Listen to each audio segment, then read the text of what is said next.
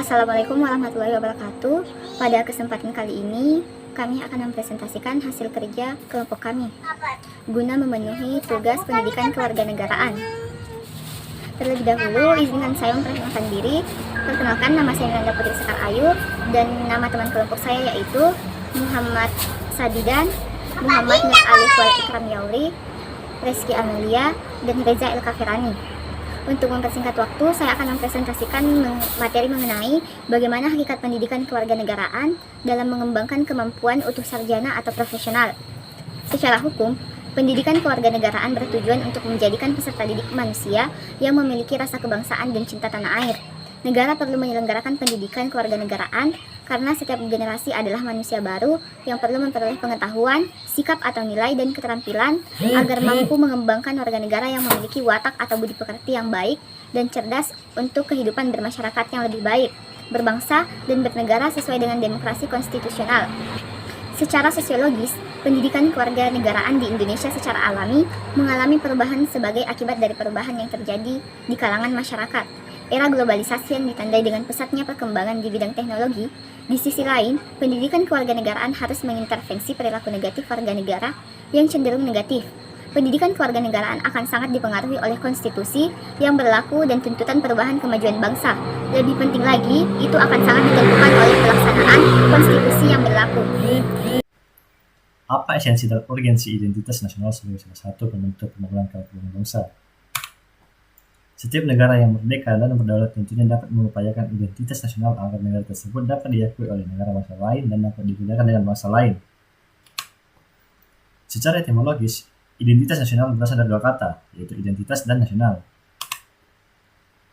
Identitas dalam Kamus Besar Bahasa Indonesia berarti ciri-ciri atau keadaan khusus seseorang atau jati diri.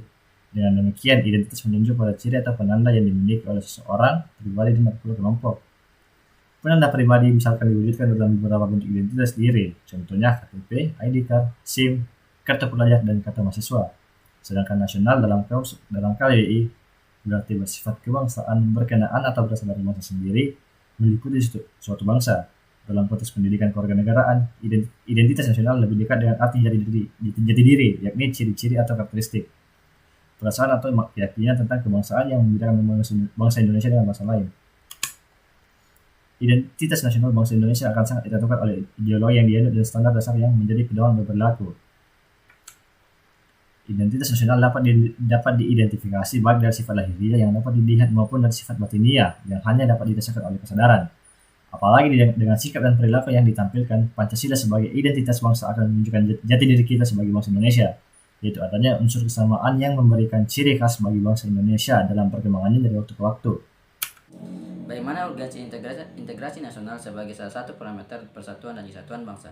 Suatu negara dan bangsa membutuhkan persatuan untuk bangsanya yang dinamakan integrasi nasional. Dapat dikatakan bahwa sebuah negara dan bangsa yang mampu membangun integrasi nasional akan memperkokoh rasa persatuan dan kesatuan bangsa-bangsa yang ada di dalamnya.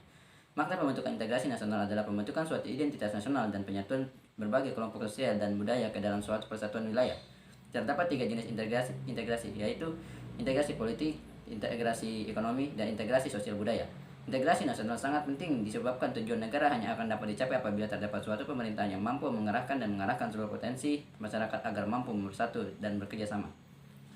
Bangsa kita sudah mengalami pembangunan integrasi sebelum bernegara Indonesia yang merdeka. Ada tiga model integrasi dalam sejarah perkembangan integrasi Indonesia, yakni 1. Model integrasi Imperium Majapahit, 2. Model integrasi kolonial, 3. Model integrasi nasional Indonesia.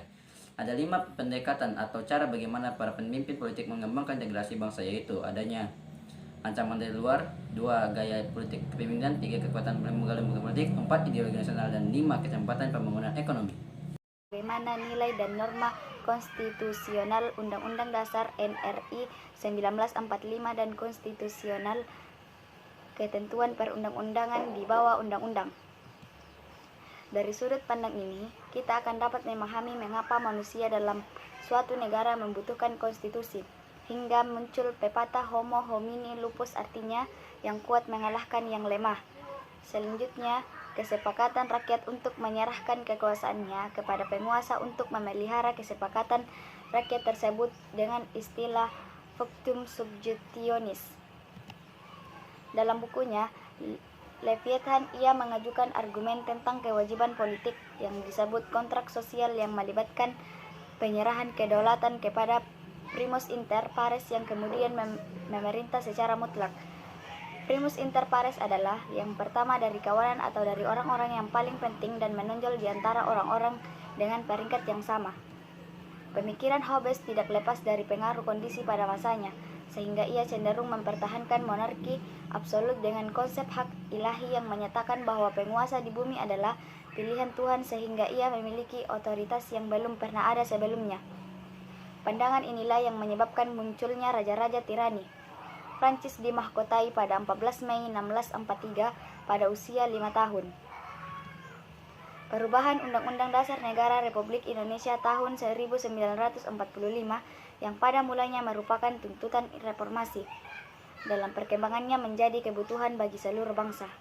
Bab 5. Bagaimana harmoni kewajiban dan hak negara dan warga negara dalam demokrasi yang bersumber pada kedaulatan rakyat dan musyawarah untuk mufakat. Sebagai warga negara, bentuk ketertarikan kita terhadap negara adalah adanya hak dan kewajiban secara timbal balik. Warga negara memiliki hak dan kewajiban terhadap negara, sebaliknya pula negara memiliki hak dan kewajiban terhadap warga negara. Hak dan kewajiban warga negara merupakan isi konstitusi negara perihal hubungan antar warga negara dengan negara. Di Indonesia, pengaturan hak negara dan kewajiban negara diatur dalam UUD NKRI 1945. Konsep dan urgensi harmoni kewajiban dan hak negara, warga negara sudah dalam tradisi budaya Indonesia semenjak dahulu. Tak kala wilayah Nusantara diperintah raja-raja, kita lebih mengenal konsep kebijakan dan dibanding konsep hak. Konsep kewajiban selalu menjadi landasan aksiologis dalam hubungan rakyat dan penguasa. Rakyat wajib patuh kepada titah raja tanpa reserva sebagai bentuk penghambaan total. Sekalipun aspek kewajiban asasi manusia jumlahnya lebih sedikit, namun secara filosofis tetap mengindikasikan adanya pandangan bangsa Indonesia bahwa hak asasi tidak dapat berjalan tanpa dibarengi kewajiban asasi. Membangun argumen tentang dinamika dan tantangan harmoni kewajiban dan hak negara dan warga negara. Yang pertama, aturan dasar Iwan Pendidikan dan Kebudayaan serta Ilmu Pengetahuan dan Teknologi. Yang kedua, pengaturan dasar Iwan Perekonomian Nasional dan Kesejahteraan Sosial. Yang ketiga, aturan dasar Iwan Usaha Pertahanan dan Keamanan Negara. Yang keempat, aturan Iwan Hak dan Kewajiban Asasi Manusia. Itulah tadi penyampaian materi dari kelompok kami. Sekian dan terima kasih. Lebih dan kurangnya mohon dimaafkan. Wabillahi taufiq wal hidayah. Wassalamualaikum warahmatullahi wabarakatuh.